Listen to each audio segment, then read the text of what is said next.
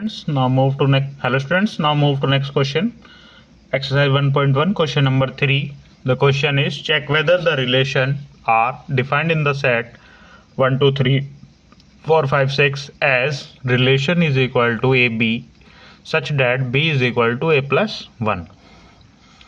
ठीक है, this is our question. Relation क्या है हमारा ये, और ए बी किसको बिलोंग करने चाहिए हमारे. ए बी कहाँ से आएंगे हमारे इस सेट में से, जो कि हमारा क्या है 1 2 3 4 5 और 6. ठीक है, ये हमारा सेट है. सबसे पहले हम क्या चेक करेंगे, रिफ्लेक्सिव.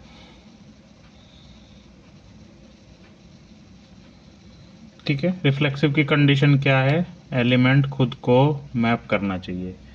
ऊपर क्या है, A B such that B is equal to A plus 1. अब यहाँ पे हमें ए है, अगर ये एलिमेंट खुद को मैप करेगा तो रिफ्लेक्सिव है.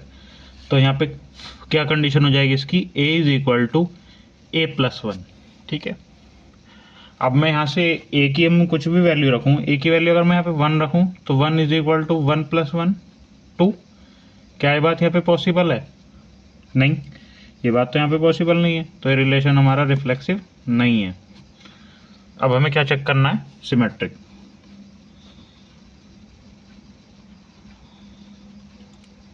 सिमेट्रिक चेक करना है. सिमेट्रिक की कंडीशन क्या है, if A B belongs to R then B A belongs to R. ठीक है, ए बी के लिए क्या है, B is equal to A plus 1, और इसके अकॉर्डिंग मैं लिखूं तो इसके अकॉर्डिंग क्या लिखूंगा मैं, A is equal to B plus 1. ठीक है, अब मैं ए और बी की दो वैल्यू सेट में से उठाता हूं. ए की वैल्यू मैं 1 रखूंगा और बी की वैल्यू मैं यहाँ पे 2 रखूंगा. तो ये क्या हो जाएगी, 2 is equal to 1 plus 1, 2 is equal to 2. ये बात यहाँ पे करेक्ट है हमारी. अब मैं ए की वैल्यू क्या थी हमारी 1 और बी की क्या थी 2, इसको रखूं 1 is equal to 3. Is it possible? No. तो ये क्या है, बी ए नहीं बिलोंग्स करता है इसको, तो ये सिमेट्रिक भी नहीं है. ठीक है, अब हम क्या चेक करेंगे, ट्रांजिटिव.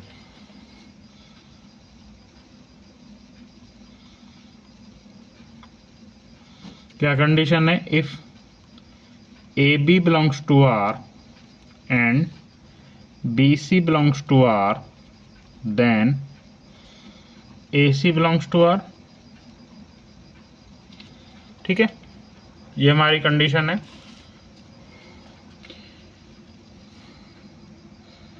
इसके अकॉर्डिंग मैं अगर लिखने जाऊं तो क्या लिखूंगा, A is equal to B plus 1. इसके अकॉर्डिंग लिखने जाऊं तो C is equal to B plus 1, और इसके अकॉर्डिंग मैं लिखूं तो C is equal to A plus 1. ये हम किसके अकॉर्डिंग थे, जो हमको रिलेशन में दिया हुआ है. ए बी बाद में है तो B is equal to A plus 1. Same हमने यहाँ पे लिख लिया, C is equal to A plus 1. ठीक है, अब हम चेक करते हैं.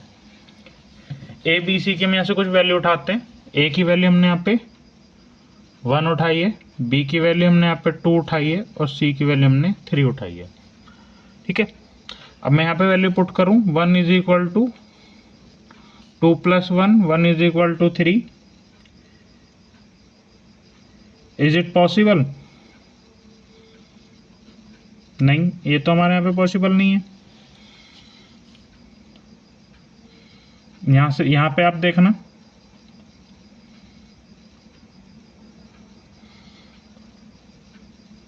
नहीं यहाँ पे हमने गलती करी है यहाँ पे थोड़ी, सॉरी, क्योंकि b क्या है हमारा, a प्लस 1 है.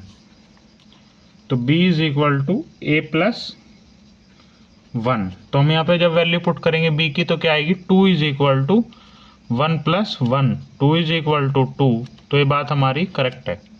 ठीक है, सेम हम यहाँ पे रखते हैं, c क्या है हमारा 3 और b क्या है हमारा 2 plus 1, 3 is equal to 3. Is it correct? ये हमारा क्या है, करेक्ट है. ठीक है, और अब हम यहाँ पे आते हैं, c की वैल्यू क्या है हमारी 3 और 1, a की क्या है 1, 1 plus 1, 3 is equal to 2. Is it right? No. तो ये हमारा A C does not belongs to R. तो ये फंक्शन हमारा, ये रिलेशन हमारा ट्रांजिटिव भी नहीं है. Hope you understand this. Thank you very much.